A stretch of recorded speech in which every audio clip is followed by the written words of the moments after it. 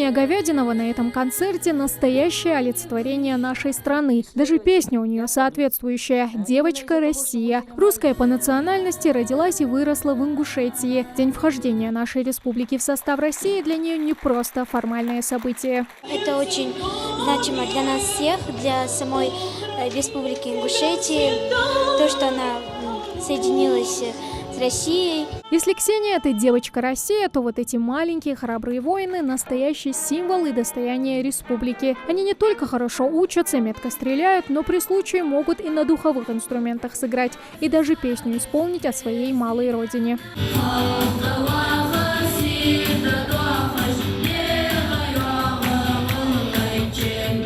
На смену одному творческому коллективу приходит другой. Но пениями, танцами здесь не ограничиваются. Нашлось место и для истории. Дата, сплотившая всех и собравшая в этом зале. 250-летие вхождения Ингушетии в состав России. Время вхождения, время единения народа с Россией. А мы тогда жили отдельными обществами, и не было, может быть, такого понятия, как сегодня там Ингушетия, но был ингушский народ.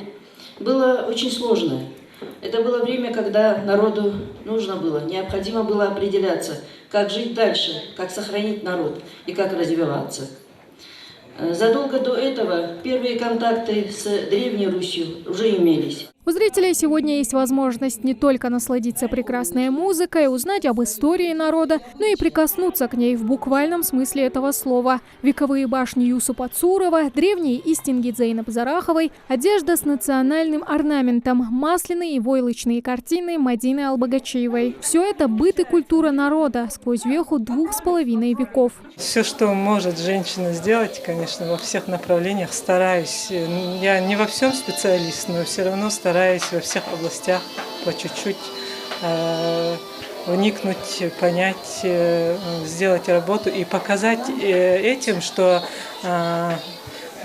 этим может заняться каждый. То есть было бы желание. Мы привезли свои работы сюда, чтобы представить, показать наш край, нашу историю, можно сказать. Этот фестиваль не только возможность сохранения и возрождения культуры республики, но и подтверждение того, что Ингушетия живет в мире и согласии с другими народами страны. Ингуши остаются верными клятве, данной предками, сохранить и укрепить мир с Россией. Такие фестивали, во-первых, открывают новые имена.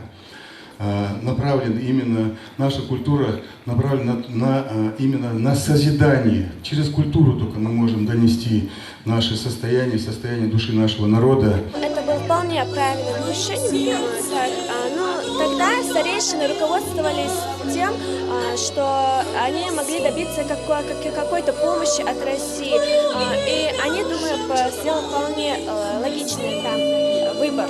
Мудрый, а главное – осознанный выбор наших предков, знавших цену миру и войне, братству и свободе. Прочный фундамент, на котором сформировалась наша государственность. Событие, вписанное золотыми буквами в историю народа. Тамара Хшагульгова, Ахмед Гандаров, Новости 24.